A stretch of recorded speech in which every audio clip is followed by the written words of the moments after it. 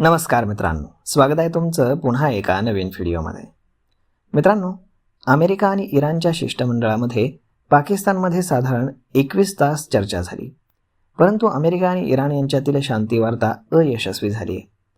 21 तासांच्या चर्चेनंतरही अमेरिका आणि इराणमधील शांती वार्ता निष्फळ झाल्यानंतर अमेरिकेचं शिष्टमंडळ चर्चा सोडून मायदेशी रवाना झाले. अमेरिकेच्या अवास्तव मागण्यांमुळे चर्चा निष्फळ झाल्याचा दावा इराणकडनं करण्यात आला आहे.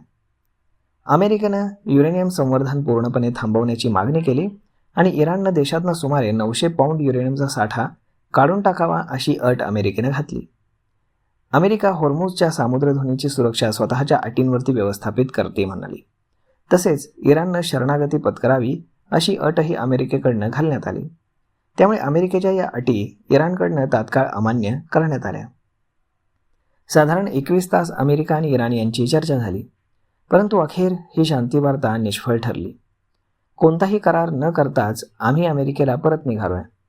इराणनं आमच्या अटी स्वीकारणं नाकारलंय असं अमेरिकेचे उपराष्ट्रपती JD व्हान्स यांनी माहिती दिली. JD व्हान्स म्हणाले की इराणसोबत चांगली चर्चा झाली, मात्र आम्ही ठोस निर्णयापर्यंत पोहोचू शकलो नाही. या चर्चेतनं कोणताही निष्कर्ष निघालेला नाही. आम्ही येथे प्रामाणिक हेतून आलो होतो, परंतु इराण करारांच्या अटी स्वीकारण्यास तयार नाही असंही JD व्हान्स यांनी सांगितलं. अमेरिका आणि इराण यांच्यातील चर्चा निष्फळ झाल्यानंतर पाकिस्तानचे परराष्ट्रमंत्री इशाक दार यांनी एक पत्रकार परिषद घेतली. इशाक दार यांनी यावेळेस सांगितलं की दोन्ही बाजूंमध्ये संवाद घडवून आणण्यासाठी आम्ही प्रयत्न केले. दोन्ही देशांच्या चर्चेच्या अनेक फेऱ्या झाल्या आणि आता इराण आणि अमेरिकेनं शस्त्रसंधीची मुदत वाढवावी अशी आमची विनंती आहे. इराण आणि अमेरिका यांच्यात इस्लामाबादमधील चर्चा निष्फळ होताच अमेरिकेनं होर्मुझच्या सामुद्रधुनीमध्ये इराणनं पेरलेले जलसुरुंग काढण्यास सुरुवात केली. अमेरिकेची US पिचेल मार्फी आणि US पीटरसन या 2 सुरुंगविरोधी कामामध्ये कुशल युद्धनौकांनी मोहीम हाती घेतली आहे.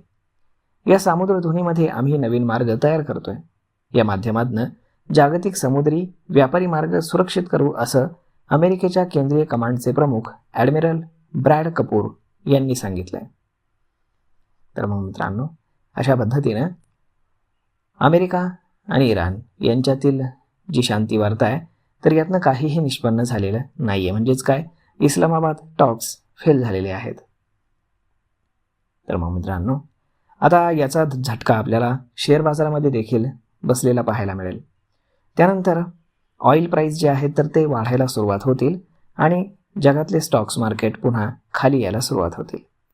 परंतु आता जर शेअर बाजार खाली आले तर ही एक बाईंग ऑपॉर्च्युनिटी असेल, हे मात्र आपण सर्वांनी लक्षात ठेवायला हवं. तर मग मित्रांनो, हा व्हिडिओ, ही माहिती तुम्हाला कशी वाटली हे तुम्ही आम्हाला कमेंट करून नक्कीच सांगा. आणि जर आवडली असेल तर आपल्या जवळच्या मित्रमंडळींसोबत देखील हा व्हिडिओ तुम्ही शेअर करायला विसरू नका. धन्यवाद.